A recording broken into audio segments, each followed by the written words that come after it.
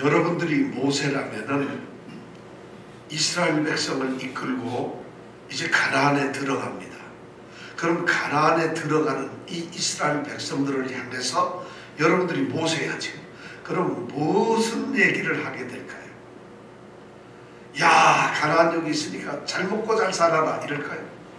하나님께 감사하세요 이럴까요? 우리가 뭐라고 우리가 뭐 얘기해야 되잖아요. 우리 전문사님 모세예요. 전 모세거든요. 전 모세스. 그러니까 그러면 이스라엘 백성들은 뭐라고 얘기를 하겠어요? 가나안 땅까지 40년을 데리고 왔는데 이제 너희들 가나안 들어가.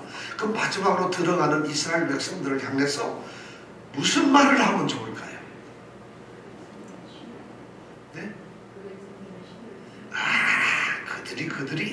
그들이 신는 신발을 신지 마라. 난 신이라 그래서 하이힐을 신지 마라 이런 걸로 하잖아요. 그게 아니라죠. 정말 맞아요. 우리가 지난주에 그걸 생각했어요. 모세가 지난주에 세 가지를 했어요. 너희가 가나안 땅에 들어가면은 가나안이 어떤 땅이에요? 하나님이 약속해 놓은 가장 좋은 축복의 땅이 있잖아요. 그럼 그 축복에 들어가면 여러분 감사의 제사를 날마다 드리세요. 이래야 될 것 같은데 지난주에 보니까 모세가 세 가지 중요한 경고를 합니다. 첫 번째가 뭐냐면 너희들이 모든 것이 풍요로우니까 너무 풍성하니까 하나님을 잊을까봐 두렵다는 겁니다. 가나안에 들어갔더니 자기네들이 세우지도 않은 성들이 막 있어요. 근데 그걸 그냥 얻는 거예요. 집에 들어갔더니 물건이 꽉 채워진, 정말 꽉 채워진 그런 집들이 있는 거예요. 포도방은 밭에, 감람나무 밭에 갔더니 심지도 않았는데 포도송이가 이런 아름드리가 열려있는 것이에요. 여러분 기분이 어떻겠어요? 그러면 너무 좋잖아요. 그럼 그런 것을 볼 때 우리가 드디어 꿈꾸던 가나안에 왔구나. 그 풍요로움 때문에, 안식 때문에 하나님을 잊을까 봐 두렵다는 거예요. 그렇게 되면 너희들이 벌을 받는다는 거예요. 오늘날 우리가 마찬가지예요. 제가 시간만 좀 있으면 성공만 하면 정말 내가 돈을 5천만 불만 벌으면 하나님을 섬기겠습니다. 죽어도 못 섬기지. 그죠? 하나님을 섬길 수가 없어. 5천만 불을 어떻게 벌어요? 하여튼 그런데 뭘 하면 되겠다 이렇게 얘기를 하면서 막상 어떤 것이 이루어지면 하나님을 잊어버려요. 모세가 첫 번째 경고하는 것은 풍요로움 때문에 하나님을 잊지 말라는 것이죠. 가나안은 어떻게 보면 축복의 땅이지만은 풍요로움 때문에 하나님을 잊게 될지도 모르는 위험이 도사리고 있는 땅이에요. 사실은 하나님하고 같이 있으면 만사가 오케이인데 그렇지 못하면 위험한 땅이 될 수 있다는 것이에요. 풍요로움 때문에 하나님을 잊지 마라. 두 번째는 뭐냐? 등 따숩고 배부르고 너무 편안하니까 하나님을 잊어버렸을 뿐만 아니라 동네 다니면서 가나안 사람들이 섬기는 그 신들을 같이 섬기고 있는 거예요. 야, 우리는 광야에서 이미 다 잊어버렸어. 세상이 달라졌잖아. 세상이 달라졌으니까 이제 가나안에 왔으니까 가나안 땅에 있는 신들을 섬겨야지 하고 바알을 섬기지 말라는 것이에요. 하나님이 제일 싫어하는 게 그거거든. 세상과 짝을 하지 말라는 것이 모든 것이 편해졌고 하니까 세상에서의 그런 삶을 살지 말라는 것이에요. 우리는 믿음이 좋아서 절대 그럴 리가 없어요. 하나님, 저는 1000만 법을 갖다 준다 해도 하나님을 잊을 수가 없어요. 저는 모든 것이 갖추어 있어도 거기에 매여 있지 않아요. 하나님을 찾겠어요. 이렇게 하라는 것이에요. 우리가 바로 그런 믿음을 가져야 된다는 것입니다. 환경에 흔들리지 마라. 세 번째는 뭐였어요? 모세가 지난번 6장에서 한 얘기예요. 세 번째는 뭔가? 너희들이 가나안 땅에 들어가면은 그렇게 모든 것이 풍성하고 다 좋은데 안 그럴 수도 있다는 것입니다. 비가 안 내릴 수도 있어요. 어쩌면 가나안 족속들하고 싸우다 보면은 질 수도 있고 그들이 두려울 수도 있어요. 그럴 때 너희들이 뭘 생각하느냐? 하나님을 의심하기 시작하는 거예요. 하나님은 도대체 우리를 이런 데 데려다 놓고 이게 뭐냐 이거예요. 저들이 저렇게 우리보다 더 위험할 수도 있다. 하나님을 시험하고 하나님을 의심할 수가 있다는, 이것이 세 번째 죄예요. 우리 믿는 사람들에게 이것이 굉장히 큽니다. 우리는 하나님, 예수님, 주님을 믿습니다. 주님은 나의 주님이고 함께 하시고 내게 모든 것을 채워주시고 나를 지키시고 인도하시는 나의 힘이 되시고 반석이 되시는 주님이십니다. 이렇게 입술로 고백하면서 주님을 의심할 수가 있어요. 힘들면 우리 주님은 내게 왜 이렇게 고통을 주시는 걸까? 우리 주님은 혹시 내 기도를 들으시지 않는 건가? 이렇게 하나님을 시험하지 말라는 것이에요. 가나안에서의 위험, 예수를 믿으면서 성도가 되었을 때 가장 느낄 수 있는 위험 세 개가 바로 그것입니다. 첫 번째가 뭐라고요? 하나님을 잊어버리지 마라. 자기가 성도가 되었는데 하나님을 잊어버려요. 두 번째는 뭐죠? 세상에 동화되면서 살지 마라. 세 번째는 하나님을 감히 시험하고 의심하지 말라. 이런 말씀을 하고 난 다음에 드디어 그것이 7절, 6절까지의 말씀이었어요. 그리고 이제 7장으로 넘어왔어요. 자, 7장에 넘어와가지고 이제 그 말씀이 계속 연결이 되는 것 같아요. 이제 모세가 잠시 후면은 요단강을 건너가서 가나안 땅에 들어가는 이스라엘 백성들에게 자, 가나안 땅에서의 정복은 어떻게 해야 하며 정복을 하고 난 다음에는 무엇을 해야 하는가를 지금 이제 말하고 있는 것이에요. 7장은 바로 그 얘기를 하고 있어요. 근데 7장이 너무 중요한 얘기예요. 자, 가나안 땅에 다 왔으니까 이제 싸워요. 그럼 가나안에 있는 족속들한테 싸워서 묻혀서 이기면 어떻게 싸움을 해야 되는지, 이기고 난 다음엔 어떻게 해야 하는지를 이제 얘기를 해주는 거예요. 아주 구체적으로 해요. 이것이 아주 너무 중요한 얘기예요. 근데 대전제가 뭐냐면 너희들이 가나안 땅에 들어가면은 가나안 족속들을 무조건 물리치고 너희들은 이긴다는 것이에요. 무조건 너희들은 있어요. 근데 이기는 이유가 있어요. 너희들이 가나안 땅에 사는 족속들, 그들보다도 숫자가 훨씬 군사력이 더, 인원이 많고 병력이 더 많아서, 또는 장비가 좋거나 힘이 더 좋아서, 강해서, 그래서 이기는 것이 아니라는 것이에요. 오히려 너희들보다 가나안에 있는 가나안 사람들이 더 강하다는 것이에요. 우리가 가지고 있는 믿음보다도 그 믿음을 유혹하고 넘어뜨리려고 하는 세상이 더 강하다는 것이에요. 우리가 가지고 있는 믿음이 사탄 마귀의 유혹보다도 더 약해요. 여러분, 우리는 강합니다. 강한 믿음이 있는 것처럼 하지만 성경은 우리에게 분명하게 얘기해주고 있어요. 우리가 가진 믿음보다 사탄의 권세가 더 강합니다. 그럼 우리의 믿음은 질 수밖에 없죠. 사탄은 더 강하고 우리는 약하니까.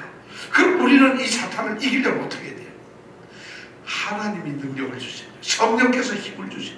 그래야만 성령을 하니까 성령하고 이 사탄은 깨면 우리는 이런 정도의 차이가 있는데 우리가 성령과 함께 있으면 이렇게 차이가 달라지는 거예요. 그러니까 우리가 이길 수 있는 거예요. 그럼 이 싸움에서 바로 이스라엘이 그거예요. 가나안에 들어가면 가나안 족속들이 힘이 이만큼 높아요. 이스라엘은 여기밖에 안 되는데 하나님이 함께 싸우시니까 이렇게 되는 거예요. 자, 그렇다면 이건 싸움은 누가 싸웠어요? 이스라엘이 싸웠어요. 그러면 이 싸움의 진정한 승리는 누가 하는 거예요? 하나님이 이기시는 거예요. 그러니까 자랑할 것이 없어요. 가나안이 훨씬 많지만은, 우리가 적지만은, 싸움은 우리가 있지만 이기는 건 우리가 이기는 거예요. 하나님의 승리라는 거예요. 그러니까 하나님이 함께 안 하면 이런 게임이 있을 수가 없는 거죠. 그래서 이스라엘 백성들은 가나안에 들어가면 뭘 해야 되냐? 겸손해야 돼요. 우리가 성도가 되고 여러분 겸손해야 돼요. 직분을 받은 것도 겸손해야 돼요. 우리가 하나님의 은혜 속에 있는 것을 겸손하게 받아야 된다는 거예요. 자, 그렇게 자랑할 이유고 교만할 이유가 없어요. 하나님이 전쟁하시고 하나님이 승리하기 때문에. 그걸 지금 하나님이 약속하시면서 지금 모세가 얘기를 합니다. 자, 7장 1절에 보면은 그렇게 얘기하면서 이제 너희가 가나안 땅에 들어가면 맞닥뜨릴 가나안 족속들이 있다. 전부 몇 명이나 되느냐? 자, 우리가 7장 1절을 한번 읽어보겠습니다. 시작. 여호와께서 너를 인도하사 내가 가서 얻을 땅으로 들이시고 내 앞에서 여러 민족, 헷 족속과 기르가스 족속과 아모리 족속과 가나안 족속과 브리스 족속과 히비 족속과 여부스 족속, 곧 너보다 많고 힘이 있는 일곱 족속을 쫓아내실 때에, 자, 몇 족속이 있어요? 일곱 족속이 있어요? 몇 족속? 자, 일곱 족속 지금부터 시작. 자, 여기 잘 보면서요. 시작. 다시. 일곱 족속, 이거를 한번 읽고 외워야 됩니다. 헷 족속, 그 다음에 기르가스, 아모리, 가나안, 브리스, 히위, 키위가 아닙니다. 히위, 그 다음에 여부스. 자, 일곱입니다. 자, 전부 다 이제는 눈을 뜨고 하겠습니다. 다시 한번 시작.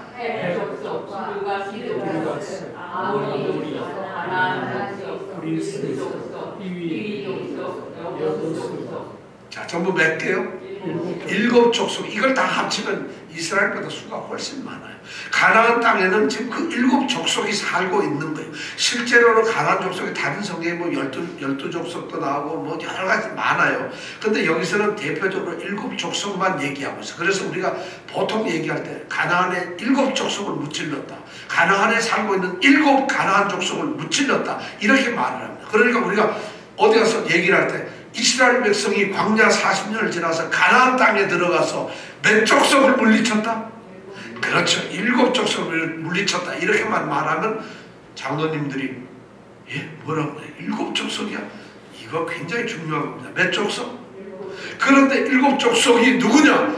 헷 족속, 기르가스, 아모리, 가나안, 브리스, 히위, 여부스. 이렇게 얘기하면 어느 교회 다니십니까? 하고 이렇게 묻는다면 그럼 여러분 뭐라고 돼야 됩니까?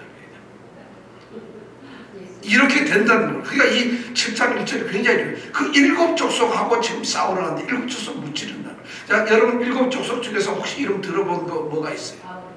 아모리 들어보셨죠? 아모리 족속. 아모리, 가나안은 당연히 가나안이니까 들어봤고, 가나안 있고 아모리 족속을 들어봤어요. 자, 헷 족속이라고 하는 데는 말이죠, 그 당시에 모세가 여기를 들어가서 가나안 땅에 살고 있을 때 가나안 땅, 이 요단강 있고 이 옆에 있는 가나안 땅 위에서 그 당시 히타이트 제국이라고 해서 그 당시 세계 최고의 제국을 이룬 족속이 바로 헷 족속이에요. 히타이트 국가라고, 이거는 유럽 이 고대사, 우리 고대 세계사를 보면 나와요. 히타이트 제국이라고 해서 그 당시 세계를 로마보다 더 세요. 세계를 지배하는 나라. 그 족속이 어디에 살고 있다고요? 가나안에 살고 있어요. 그 족속하고 이스라엘이 싸우면 이기겠어, 지겠어요? 그런데 하나님이 이겼단 말이에요. 그러니까 세다는 거예요. 헷 족속은 그 당시에 최고 제국을 이루고 있는 큰 족속입니다. 자, 그 다음에 아모리 족속에 대해서 우리가, 아모리 족속은 말이죠, 요단강을 중심으로 해서 요단강 서편에 있는 이 유대 산지, 여기 산이 이렇게, 요단강이 있으면 산이 이렇게 올라가거든. 이 산지에 살고 있는 사람이 누구라고요? 아모리 족속이에요. 그리고 요단강 동편이 이쪽인가? 여러분들 보기 동편이 이쪽이죠. 네. 요단강 동편에 보면은 또 아모리 족속이 있었어요. 우리가 벌써 신명기 3장, 4장에서 배웠죠. 이 요단강 동편에 있는 남북으로 갈려진 제국이 있었다 했죠. 위에는 바산이라는 나라가 있었고 아래는 헤스본이라는 나라가 있었어요. 바산의 임금 이름은 뭐라고요? 왕은? 오. 그럼 헤스본은?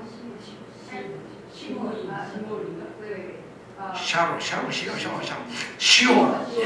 헤스본은 시온. 바산은 옥이라는, 이 두 족속이 바로 아모리 족속이에요. 그러니까 이 요단강을 중심으로 요단강 동편에 있는 바산과 헤스본, 이 왕국이 바로 아모리 족속인데 이미 물리쳤잖아요. 그리고 요단강 넘어와서 이쪽 유대 산지에 있는 게 바로 아모리 족속. 그럼 이 산지를 넘어서 가지고 이 산지 꼭대기에는 우리가 잘 아는 세겜, 베델, 이런 예루살렘 이런 길이 쭉 나 있어요.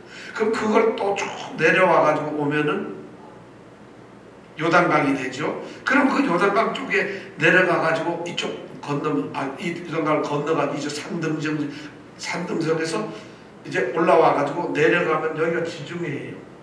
그럼 지중해인데 지중해 옆에 있는 여기가 평야죠. 산을 이렇게 내려와서 이렇게 되면 여기가 평야잖아요. 이 평야에 살고 있는 사람들이 바로 가나안 족속이에요. 그러니까 아모리는 어디에 산다? 산지에. 가나안 족속은 어디에? 해안 평야에 산다. 해안 평야에는 누가 살아요? 유대 산지에는 누가 살아요? 아모리는 어디 살아요? 가나안은 어디 살아요? 해안 평지에 산다. 이거는 그럼 벌써 이 헷족속 알고 다른 족속들은 별로 이름이 잘 안 알려졌어요. 헷족속은 아까 얘기한 히타이트 제국이다. 아모리 족속은 산지에 살고 있는 족속이다. 가나안 족속은 해안 평지에 살고 있는 족속, 평야에 살고 있는 족속이다. 그 다음에 또 하나 딴 건 별로 중요한 게 아닌데 여부스라고 하는 죠. 여부스. 여부스 족속은 어디서 살았을 거예요? 이건 너무 중요해요. 여부스는 어느 예루살렘 부근에 살고 있었어요. 예루살렘 부근에서 정복했는데 다 안 돼가지고 나중에 다윗 시대에 올라가서 정복하고 다윗이 예루살렘을 여부스 족속을 물리치고 거기에다가 시온성을 세우는 거예요. 다윗성을 세우는 거예요. 여부스 족속은 어디에 주로 있었다? 예루살렘에는 어느 족속이 있었다? 여부스. 여부스는 예루살렘은 여부스. 이거는 굉장히 중요합니다. 예루살렘에는 여부스 족속이 있었다. 그것만 우리가 알고 있어요. 그 다음에 다른 거 몰라요. 자, 이렇게 7 족속을 물리쳤어요. 그런데 이 7 족속 이렇게 많은데도 이긴다는 것이 하나님이 싸우니까 전쟁을 하면 이긴다 이 얘기예요. 자, 그러면 이 정복 전쟁에서 가나안 점령 후에는 이 전쟁에서 이들은 전쟁을 어떻게 싸워야 하는가? 이것이 이제 모세가 하나님의 말씀을 듣고 이스라엘 백성들에게 얘기를 해요. 너희들 가나안 땅에 들어가면 7 족속이 있어요. 그들과 싸울 텐데 하나님이 같이 해서 이깁니다. 그럼 이길 때 이 7 족속에 대해서 어떻게 해야 되느냐? 그걸 지금 얘기를 하고 있는데 첫 번째가 뭐냐 하면은 2절에 나옵니다. 2절 다 같이 한번 읽어볼까요? 시작. 내 하나님 여호와께서 그들을 내게 붙여 너로 치게 하시리니 그때에 너는 그들을 첫 번째가 뭐예요? 그들을 어떻게? 그들을 어떻게? 그들을 어떻게 하라고요? 그들을 어떻게 하라고요? 진멸하라. 진멸하라는 거예요. 그들을 진멸해버려라. 완전히 너희들 진멸이라는 게 뭐라 했죠? 진멸이라는 게 그때 제가 히브리어로 알려드렸는데 뭐죠? 진멸. 이 거룩한 하나님의 전쟁은 이 진멸 전쟁인데 진멸을 히브리어로 헤렘이라고 한다. 혹시 들어보셨어요? 헤렘 전쟁, 헤렘. 이거 헤렘이라는 것이 진멸이에요. 하나님께서는 진멸을 하도록 명했어요. 그래가지고 대표적인 게 여리고 성이 진멸을 당해요. 아이 성이 진멸당해요. 저 북쪽에 있는 다음 바로 밑에는 하솔이라고 하는 성이 진멸을 당해요. 세 성이 완전 진멸당해요. 진멸이라는 것은 완전히 부신다 이런 뜻만 있는 게 진멸, 이 진멸 하나님의 전쟁에서는 진멸 전쟁이라고 하는데 헤렘이라고 하는데 이 헤렘에 2가지 뜻이 있어요. 하나는 뭐냐면 첫 번째는 하나님께 예배하고 봉사하고 섬기고 하나님 영광을 위해서 살려면은 우리가 하나님 영광을 위해서 강제로 우리의 뭔가를 드려야 바쳐야 돼요. 하나님 영광을 위해서 우리가 뭐든지 드려야 하는 그것을 헤렘이라고 해요. 그러니까 우리가 하나님께 예배를 드리거나 뭐라 할 때 우리는 이 전쟁은 하나님께 전적으로 드리는 전쟁이 돼요. 그래서 헤렘은 하나님께 구별해서 그렇게 드려야 되는 거죠. 이 구약에 보면 제사장들은 거룩하게 구별됐어요. 왜냐하면 하나님이 거룩하니까 제사장도 거룩해야 돼요. 안식일도 거룩하게 지켜야 돼요. 그 다음에 제물을 하나님께 드릴 때도 제물을 거룩하고 깨끗하고 흠없는 걸로 드려야 돼요. 이스라엘 자체를 하나님은 거룩한 백성이라고 구별을 했어요. 오늘날 우리 성도를 거룩하게 했듯이 바로 헤렘이라고 하는 것은 하나님 앞에 드리는 거, 예배하는 거, 영광을 올릴 때 가장 모든 더러운 건 다 버려버리고 깨끗한 온전한 것을 하나님에 드리는 것을 헤렘이라고 해요. 하나님은 가나안 땅하고 전쟁에서 바로 그런 헤렘 전쟁을 나한테 전적으로 다 드리는 전쟁을 하라는 거예요. 그런데 그 말은 2번째는 또 이런 뜻도 있어요. 뭔 말이냐면 하나님의 뜻이나 하나님의 계획이나 하나님의 일을 방해하는 것들이 있어요. 회방을 놓는 것들이 있어요.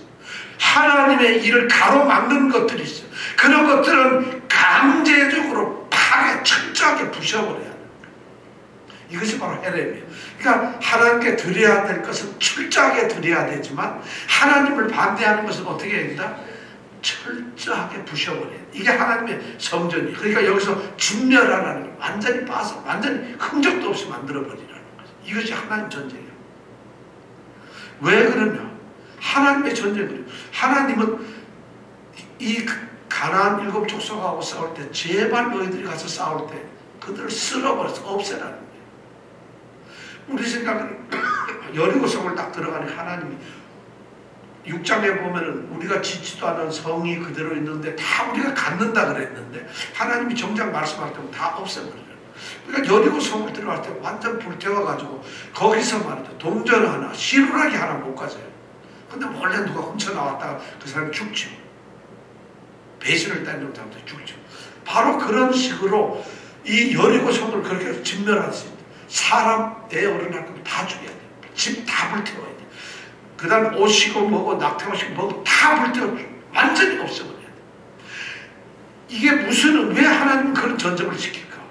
노획물을 얻어가지고 하면 부자 되고 우리가 득이 될 텐데 하나님께서는 뭐냐면 그건 이미 하나님의 것이 아니고 더러운 것이기 때문에 그거는 없애버려야 돼요. 하나님이 거룩하게 구별하는 그것을 나타내기 위해서 구별되지 아니한 깨끗하지 아니한 없애버려야 된다. 이렇게 얘기를 하는 거예요. 그러니까 우리 이스라엘 백성들에게 그런 말을 하면서 너희들은 가나안 땅에 들어가면 세속적으로 더럽고 그들이 가지고 있는 거하고 섞여서는 안 된다는 거예요. 너희들은 나한테 아주 깨끗하게 구별된 백성이니까 죽여버려야 돼요. 우리 믿는 성도들한테 바로 그것을 얘기하는 거예요. 만약에 가나안 족속을 진멸하지 않는다. 아니 그래도 그럴 수 없어. 그건 하나님의 백성이라는 걸 포기하는 거예요. 스스로. 나는 하나님의 백성이 아닙니다 하는 거랑 똑같다는 거예요. 하나님은 이 가나안 전쟁에서 7 족속에 대해서 그런 명령을 내리세요. 첫 번째로 너는 다 진멸해라. 그래서 이 전쟁을 보면 하나님은 그러니까 그렇게 전쟁을 하는데 이스라엘 가나안 땅의 7 족속을 하나님이 싸우는데 그 친구들을 7 족속을 전부 다 끌어가지고 불러들여가지고 누구에게 갖다 줘요? 이스라엘 백성들에게 딱 붙여주면 이스라엘 백성들은 뭘 해요? 그들을 진멸하는 거예요. 그럼 하나님의 역할은 뭐예요? 이 기타 등등 가나안 족속들을 힘도 못 쓰게 전부 끌어다가 이스라엘 백성들 앞에 딱 놓고 너희들 처리해라. 그럼 이스라엘 백성들은 뭘 하는 거예요? 전부 다 진멸하는 거예요. 역할이 서로 달라요. 하나님이 진멸하는 것이 아니에요. 하나님은 모든 것을 갖다 놔요. 모든 것을 우리들을 보고해요. 우리에게 여기 보면 분명히 하나님께서 너희 손에 붙였다 그러거든요. 하나님은 우리 거룩한 성도들이 성도의 삶을 살기 있는데 세상의 모든 것을 갖다 줘요. 그런데 거룩하지 않은 것에 대해서는 우리가 어떻게 해야 된다? 철저하게 진멸을 해야 돼. 이것이 바로 하나님의 성전이에요. 이 진멸이라는 것은 나의 거룩, 나의 깨끗함, 나의 온전함을 지키는 유일한 방법이 있어 사실은. 진멸하지 않고 그거 같이 있으면 때가 묻게 되거든요. 이것이 첫 번째 이 전쟁에서 너희들이 들어가면 그들을 진멸할 것이다. 그 다음에 두 번째로 그 밑에 뭐라고 돼 있어요? 시작. 그렇지. 그들과 무슨 언약도 맺지 말 것이요. 이거는 정치적으로 어떤 계약, 정치적으로 서로 협정을 맺지 말라는 거예요. 그들하고. 이게 무슨 얘기냐? 이스라엘 백성들은 하나님하고 지금 언약을 맺은 백성. 하나님은 왕이시고 이스라엘 백성들은 백성이 서로 군주의 관계로 계약을 맺은 상태거든요. 그런데 이 백성들이 가나안 땅에 들어가서 그들하고 계약을 맺으면 하나님께서 그건 안 된다는 거예요. 하나님과 언약을 맺은 계약을 맺은 백성이니까 그 백성들 그 땅의 왕들 누구하고도 언약을 맺어서는 안 된다는 거예요. 그들과 정치적으로 같이 협상을 하고 같은 테이블에서 같이 살아서는 안 된다는 것이에요. 그러니까 가나안을 진멸하고 없애버리면 무슨 그런 거 할 일도 없잖아요. 근데 하나님께서는 혹시 진멸을 만약에 못할 것도 하나님은 생각을 하셨던 것 같아요. 그렇게 되면 그들하고 정치적 타협을 절대 하지 말라는 거예요. 언약을 만들어. 첫 번째는 진멸해라. 두 번째는 언약 체결을 하지 마라. 그 다음에 또 세 번째는 뭐라고 해야 돼 있어요? 시작. 예. 어떻게 죽여요? 죽일 수가 없어요. 불쌍해 죽겠네. 여러분 이런 생각하지 마라. 그들에게 자비를 베풀지 말라는 거예요. 불쌍히 여겨서 절대 안 된다는 거예요. 이게 뭐냐면 왜 이런 말을 하는가 하면 이 사람들에게 불쌍히 여겼다는 건 정말 어떤 인간적인 그런 불쌍함을 여기는 게 아니라 이 사람들이 욕심이 생겨요. 저 예쁜 처자들을 죽이면 어떻게 집에 들어가서 아내로 삼고 데리고 살면 더 좋겠는데, 이런 생각하는 사람이 있고, 또 어떤 사람은 잘생긴 청년들 이런 거 있으면 저 청년들을 죽이면 집에 가서 종으로 쓰면은 일꾼으로 보조로 쓰면은 전기공사를 갈 때 와이어 들고 와 그럼 척척하죠. 얼마나 편해요. 적어도 종들로 쓰면 되지 왜 저걸 갖다 죽이냐. 경제적인 이런 이익 때문에, 자기 어떤 욕심 때문에 그들을 혹시 안 죽일지 모른다는 것이. 그러니까 절대 그들을 갖다가 불쌍히 여기지 마라. 진멸할 때 그냥 철저히 죽이라는 거예요. 우리가 세상에 살면서 성도들이 세상의 것을 보면 이거 아까운데, 음식 맛있게 한 음식이 있어요. 근데 이걸 다 못 먹어가지고 모르고 밖에 놔뒀어. 냄새 맡아보니까 좀 슴슴한데 너무 아까워. 먹으면 어떻게 되냐? 아무 탈도 안 나지, 그죠? 근데 탈난 걸 먹으면 큰일 나요. 바로 이런 것처럼 그들이 가난한 족속들을 이렇게 보고 죽여야 되는데, 이거 좀 필요에 의해서 어떻게 좀 노동력 착취를 해볼까, 이런 생각, 경제적인 어떤 요건을 가지고 그들과 타협하지 말라는 것이 이 얘기는. 그러니까 절대 불쌍히 여기지도 말고 언약을, 계약을 체결하지도 말고. 자, 그 다음에 3절에서 또 뭐라고 그랬죠? 시작. 또 결혼하지 말라. 결혼하지 말라. 아들은 그쪽에서 며느리 데려오지 말고 딸은 그쪽에 사위 닮지 말라는 거예요. 결혼이라는 건 가족관계를 맺는 거잖아요. 세상에 가족관계를 맺는 것보다 가장 결속력 있는 게 뭐가 있어요? 그럼 가족이 되는 거예요. 쉽게 얘기하면 죽여야 되고 진멸해야 되고 없애야 될 가난한 사람들이 우리의 가족이 되는 것이. 그럼 죽일 수가 없죠. 그리고 가족이 됐다는 얘기는 뭐예요? 결국에는 그들의 종교, 우상, 그들의 전통, 그들의 풍습, 가치, 이런 걸 받아들일 수밖에 없어요. 우리가 중국 사람 사위를 보면은 중국 풍습을 따라해요. 어쩔 수 없죠. 그죠? 우리가 필리핀 여성을 어쩌나, 그럼 필리핀 여성들의 삶을 또 이렇게 따라서 해요. 이게 어쩔 수 없는. 그러니까 하나님께서는 거룩한 백성들이 지켜야 될 것 때문에 더군다나 진멸해야 될 가난한 그 우상 숭배 덩어리의 땅의 사람들과 하지 말라는 거예요. 그래가지고 교회에서 예수 믿는 아가씨는 예수 안 믿는 총각하고 뭘 하지 말아야 돼요? 결혼을 하지 마라. 이렇게 많이 얘기하잖아요. 그렇게 얘기하면 나부터도 그런 게 어딨어. 그게 무슨 문제가 되나. 데리고 오면 되지. 예수 믿게 하면 되지. 제가 알기로는 처녀 때는 교회도 좀 다니고 그랬는데 천주교 다니는 신랑을 얻어가 천주교로 다니고, 예수 믿는 게 뭐야? 천주교를 가야지. 이런 사람들 많아요, 우리 주위에. 그렇죠? 근데 우리 한국에서 예수 안 믿던 어떤 아가씨가 미국에 있는 어떤 남자를 만나가지고 미국 와서 교회를 다니는 사람도 있죠? 한국에서는 교회 근처에도 안 갔는데 미국에 와서 교회 다니는 사람도 있고 그래요. 그러니까 결혼이라는 게 굉장히 중요한데, 이거는 그런 신앙적 종교적인 문제가 아니에요. 지금은 이제 시대가 그때하고 달라지. 이건 율법적인 그 당시의 얘기니까. 그때는 이스라엘이 가나안 땅이, 가나안이라는 우상덩어리 땅으로 들어갈 때 이것이 필요했던 규율이지만 오늘날은 그렇지가 않아요. 그렇기 때문에 이것이 오늘날 강제되어서는 안 되는 문제, 이게 사실은 굉장히 중요한 문제인데, 그 얘기는 이 얘기를 하는 이유는 가나안의 어떤 습속에 그들과 동화될까봐 지금 그들이 우리가 기독교적 이걸 지키지 못할까봐 그런데, 만약 그런 것이 있다면 결혼을 하지 말아야 되겠죠. 그러나 이것이 강요되는 것은 아니다. 오늘날에는 그렇다. 자, 결혼하면 안 돼요. 그런 사람들 많잖아요. 우리가 잘 아는 솔로몬, 그죠? 아합이라는 사람은 아내를 누굴 데려왔어요? 아합이. 이세벨이라는 여자 데려와가지고 북이스라엘이 전부 다 바알 숭배자로 만들어가지고 멸망해버리고 말잖아요. 결국 그렇게 되는 거예요. 이 사람들이 다 그 아합 왕도 이 당시에 이 말씀, 모세의 말씀을 들었던 그 백성들의 후손이거든요, 전부 다. 그런데 그들이 잊어버리는 거예요. 지키지를 않는 거예요. 참 안타까운 일. 이스라엘이 실제로 그렇게 해서 망하는 거예요, 전부 다 보면은. 자, 이것이 이제 네 번째고. 자, 다섯 번째는 뭘까요? 자, 5절에 보면 나와요. 자, 오직 너희는 뭐를 해야 되느냐? 5절 읽어볼까요? 시작. 오직 너희가 그들에게 행할 것은 이러하니, 뭐를 해요? 그들의 단을 헐며 주상을 깨뜨리며 아세라 목상을 찍으며 조각한 우상들을 불사를 것이라. 헐고 깨뜨리고 찍고 불사르고. 시작. 헐고 깨뜨리고 찍고 불사르고. 한 번 더 시작. 헐고 깨뜨리고 찍고 불사르고. 단을 헐어버려. 그들 우상을 섬기기 위해서 이 가나안 땅의 일곱 족속들이 이렇게 제단을 만들어놨어. 그걸 어떻게 하라고? 헐어버리라.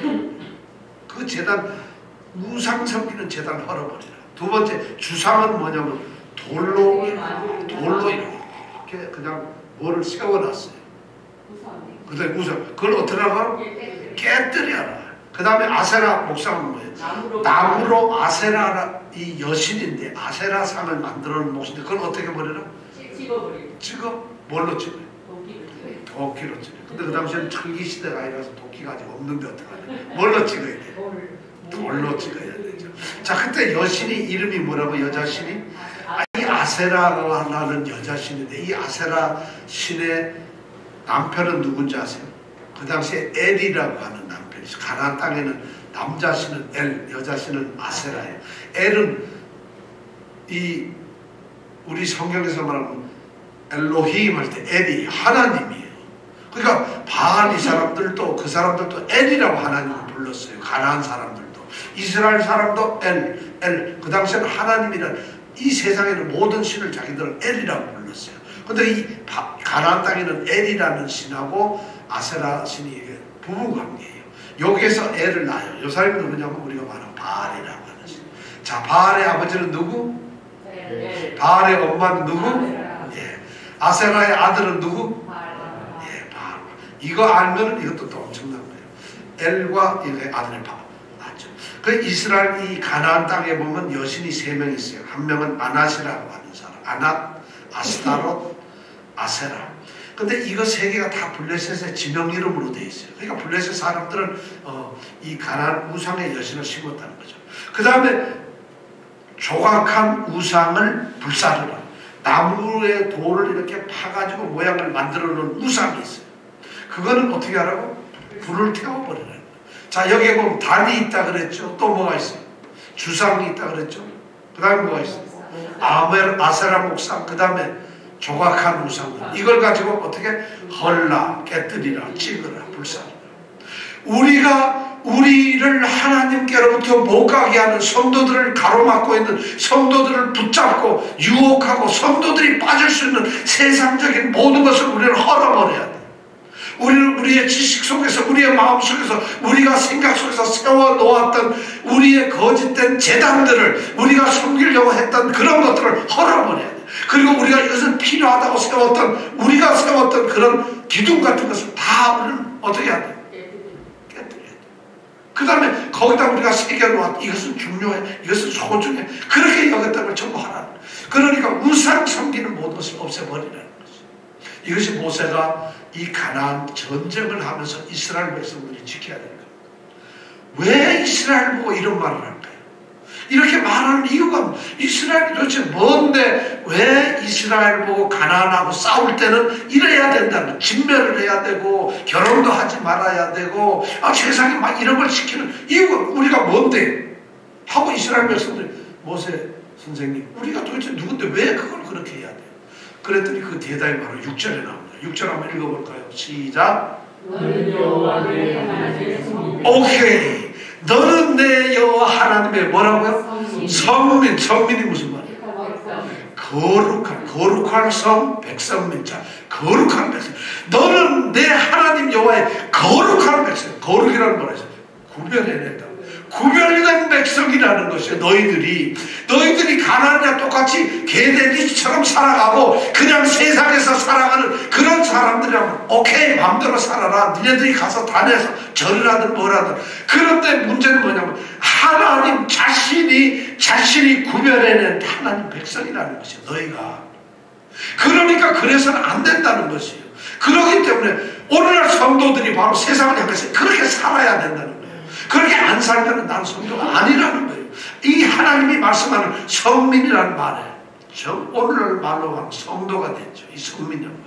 그렇게 너는 두 가지 이유. 너는 하나님 성민이다. 그 다음에 또 뭐라고 돼 있어? 시작. 내 하나님 여호와께서 지상 만민 중에서 너를 자기 기업의 백성으로 택했다. 자신의 백성으로 선택한 사람이야. 그런데 여기 놀라면 자기 기업의 백성. 여기서 기업이라고 하는 것이 뭘까요? 기업. 기업이라는 말은 보물덩어리라는 얘기예요. 하나님이 가장 귀한 보물덩어리로 너를 택했다는 거예요. 이 기업이라는 말이 정확 뜻이 뭐냐면 말이죠. 세상에서 가장 값진 거, 보배 놓은 거, 가장 소중한 거, 이런 뜻이에요. 그러니까 쉽게 얘기하면 금은 보화 이런 말이에요. 이 기업이라는 말이. 우리가 이걸 번역을 이상하게 기업이라 해서 너는 가장 귀한 보물과 같은 너는 택한 백성이다 이 말이에요. 거룩하게 구별도 했지만 구별만 해놓고 놔둔 것이 아니라 하나님이 아이고 세상에서 제일 값비싼 다이아몬드보다 보석보다 더 귀한 내 백성이다 이렇게 하나님이 말씀합니다. 그런 백성이기 때문에 그렇게 해서는 안 된다는 거예요. 하나님은 왜 이스라엘 백성을 도대체 이렇게 구별을 하고 보물덩어리로 만들었을까? 왜 우리를 하나님께서는 성도를 만들고 그리스도인을 만들어서 지금 이 화요일 시간에 다른 거 할 일도 많은데 왜 이 자리에 나와서 예배를 드리며 하나님을 만나게 할까? 우리를 왜 거룩하게 만들었을까? 하나님 자녀를 만들었을까? 지금 모세는 계속 그 얘기를 해주고 있어요. 너희들 하나님이 어떻게 성민을 만들었는 줄 알아? 하나님이 너희를 어떻게 자기의 기업의 백성으로 삼았는 줄 알아? 하면서 첫 번째 얘기하는 게 7절에 나와. 7절 첫 마디가 뭐라고 돼 있어요? 여호와께서 너희를 기뻐하시고 너희를 택했다는 거예요. 기뻐하시고 너희를 택했다는 거예요. 하나님이 기뻐해서 이스라엘 택했어요. 아 좋아 죽겠다 이게 아니에요. 여기서 기뻤다는 건 뭐냐면 말이죠. 목이 타들어가도록 막 좋아가지고 어쩔 수 그냥 이 너무 좋은데 막 뜨거운 사랑 막 어쩔 감당을 할 수 없는 그런 사랑을 말하는 거예요. 막 기쁘다는 건 이건 진짜 어떻게 말로 표현할 수 없는 하나님이 온몸이 타들어가는 듯한 그런 아주 갈급한 간절한 그런 열정을 가지고서 사랑 기뻐했다는 거예요. 하나님이 누구를 그렇게 했다고? 이스라엘 백성을 그렇게 했다는 거예요. 근데 그런 단어를 써요. 이상하게 모세가 이 끔찍한 하나님이 그렇게 사랑하는 걸 어떻게 알았어요? 모세는 알고 있거든. 하나님과 대화를 하면서 선택한 이스라엘 백성들의 그걸 알고 있어요. 하나님이 이스라엘 백성을 사랑하는 건 바로 그런 거예요. 그냥 적당하게 아 내가 너 사랑해 이렇게 사랑해 당신을 정말로 사랑해 얼마나 사랑하니 눈물을 흘렸다고 이런 정도 사랑이 아니란 말이에요. 그냥 하나님이 미치는 거예요. 막 그냥 이 사랑은 막 너무 강렬하고 불타올라가지고 어찌 감당할 수 없는 그런 사랑으로 택했다는 거예요. 오늘 성도들을 마찬가지로 그렇게 택했어요. 그런 사랑이 하나님의 사랑은 그렇게 해가지고 택했다는 것이죠. 자, 그렇게 택하셨는데 왜 하나님은 그런 사랑을 쏟으셨을까? 7절 계속 한번 읽어보겠습니다. 너희를 택하심은 너희가 다른 민족보다 수요가 많은 연고가 아니라 너희는 모든 민족 중에 가장 적으리라. 하나님이 그런 뜨거운 사랑을 쏟으신 이유는 너희가 수가 많고 대단하고 힘도 세고 위대한 민족이라서 그런 게 아니라 너희 형편없기 때문에 그랬다는 거예요. 너희들은 자꾸 보잘것없기 때문에 그랬다는 거예요. 이것이 구약에서 성도 이런 모습이 성도들 오늘날 신약에 와서는 우리가 아무 조건도 없는데 아무런 우리가 어떤 공로도 한 것도 없는데 일방적으로 하나님이 그런 사랑을 하나님이 세상을 이처럼 사랑하사 그 사랑이 바로 그런 거예요. 그런 사랑을 쏟았다는 거예요. 하나님이 그렇게 막 불타올라서 다 꺼질 수 없는 그런 사랑을 쏟았다는 거예요. 그러니까 자기 아들을 죽이시는 거예요. 그러니까 자기 아들을 내놓는 거예요. 그러니까 그 아들이 십자가에 달려서 죽어가는 모습을 하나님이 보시는 거예요. 왜? 사랑을 그런 사랑을 했기 때문에. 십자가의 사랑이라는 건 여러분 그냥 십자가 사랑 놀라워요. 참 크셔요. 너무 아름다운 사랑 천만에요. 하나님이 거기서 피눈물이 쏟아지는 간절한 그런 것이 쏟아져요. 그런데도 그런 사랑을 쏟으면서 바로 그 십자가 때문에 구원을 받을 우리 때문에 우리 같은 사람들 때문에 그런 사랑을 쏟고 있는 거예요. 그래서 그 다음에 8절에 보면 얘기해요. 여호와께서 다만 너희를 사랑하심 때문에 오직 사랑 때문에 그랬다는 것이에요. 여기서의 사랑은 아까 말한 그 뜨거운 사랑이 아니에요. 여기서는 하나님의 속성으로서의 그냥 사랑이에요. 그러니까 하나님은 그 뜨거운 사랑으로 우리를 사랑을 하신 거예요. 그 뜨거운 사랑으로 우리를 선택하시고 사랑하신 거예요. 이것이 하나님의 사랑이라는 거예요. 엄청난 사랑이죠. 자, 그렇게 해서 또는 너희 열조에게 하나님은 그런 사랑으로 너희를 선택했지만 또 이유가 있어요. 너희 열조한테 약속을 했기 때문에. 하나님이 약속 누가 언제 예를 들어 열조 아브라함, 이삭, 야곱을 얘기하는 거예요. 요셉 이런 사람 언제 야곱이 또는 아브라함이 하나님 저하고 언약을 좀 맺읍시다. 계약 좀 맺읍시다. 그런 적 있나요? 아니에요. 이 언약이라는 게 약속이라는 게 하나님이 어느 날 일방적으로 아브라함한테 찾아와가지고 너 나하고 약속을 하자, 언약을 하자, 계약을 하자. 하나님의 일방적인 괜히 자기가 말이죠. 그분 하나님 자신이 약속을 하는 거예요. 자기가 스스로 떠맡아서 자신 스스로를 이 약속에 얽어매버렸어요. 안 해도 되고 아무 필요가 없는 그 하나님이 아브라함이라고 하는 사람에게 약속으로 그냥 끌려 들어가는 거예요. 이것이 하나님의 언약이라는 개념이에요. 우리가 세상에서 우리 계약하려고 그러면서 조금만 두드리면 안 해요. 뭐 이러고 막 우리가 계약이 평등해야 되잖아요. 이건 너무 불평등 계약이에요. 일방적으로 하나님이 모든 걸 다 하는 거예요. 그것이 바로 성도예요. 성도들은 바로 그런 약속 가운데 있는 사람들이에요. 바로 그 약속. 근데 하나님이 이스라엘 백성을 불타오르는 사랑으로, 사랑 때문에 너희들 갖다가 약속했기 때문에 뭐 여러 가지 조건 보면 도대체가 이스라엘 백성들을 선택할 필요가 없는데 하나님은 자신이 너무 사랑을 하고 자신이 얽매이고 자신이 모든 걸 했다는 거예요. 그러니까 우리가 하나님 사랑이 크다는 것이. 그것이 바로 우리 성도, 우리가 바로 지금 그런 백성들이에요. 그러니까 우리가 어디 가서 뭐가 겁나겠어요. 하나님이 그렇게 우리가 말하는 천지를 창조하신 전능하신 하나님이 그렇게 뜨거운 불타온 사랑을 가지고 우리를 선택해서 우리하고 약속을 했는데 우리가 어떻게 되겠느냐. 바로 이스라엘 백성들한테 그걸 얘기하고 지금 모세가 하고 있는 거예요. 무조건적이죠. 그래가지고 너희들을 출애굽에서 이끌어냈다는 거예요. 모세는 지금 아마 제가 보기엔 모세가 이 말씀을 이스라엘 백성들에게 할 때 아마 소리를 엄청나게 간절하게 질렀을 것 같아요. 그러면서 어쩌면 모세는 그 하나님의 사랑을 알아요. 호렙산에서 40일 동안 하나님과 대화하면서 모세는 그 하나님을 아는 거예요. 누렸던 거예요. 그 하나님한테 자기가 뭘 얘기하면 하나님이 어떻게 들어줬다는 걸 알아요. 광야 40일 지나면서 하나님 이 백성들이 목이 말라 죽을 지경인데 나한테 원망이 어떻게 하면 좋죠. 막 지팡이 들고 와라. 반석 쳐라. 그 물 쏟아질 때 이 모세가 기분이 어땠을까? 하나님 감사합니다. 하나님은 이 60만 중에서도 저만을 특별히 사랑하셔서 기도하니까 들어주신다. 아말렉 족속이 들어와서 도저히 질 것 같은데 모세가 손을 들고 있어요. 무조건 이겨버려요. 그 하나님의 사랑을 모세는 아는 거예요. 그러니까 그 모세가 그 사랑을 이스라엘 백성들에게 지금 선포하고 있는 거예요. 그러면 모세는 기분이 어떨까요? 여러분 우리가 길 가다가 한 100불짜리 5장이 고무줄에 꼭꼭 묶여가지고 있는 걸 막 주셨어요. 그럼 기분이 어떨 것 같아요? 아 오늘 되게 재수가 없네 이럴 것 같아. 아마 뛰어가서 난리가 날 거야. 야 500불이 똘똘똘 말려서 종이인데 내가 주셨어. 지금 하나님의 그 불같은 사랑을 체험한 모세가 지금 이스라엘 백성들이 그렇게 얘기하고 있어요. 그러니까 모세가 뭐라고 하느냐 하면 9절에 드디어 선언을 하는 거예요. 자, 그런 하나님이 우리를 구원했고 그런 하나님이 싸움을 이기도록 했으니까 그러니까 어떻게 하라고 9절에 시작. 그런즉 너는 알라. 그런즉 너희들은 알아라. 누구냐? 오직 내 하나님 여호와는 하나님이시오 신실하신 하나님이시다. 우리가 말하는 너희 여호와 하나님은 하나님이다. 이 말은 뭐야? 너희 여호와 하나님은 정말 위대한 참신이다 이 말이야. 하나님이라고 신이라는 말이야. 여기서 그냥 우리가 말하는 하나님이 아니야.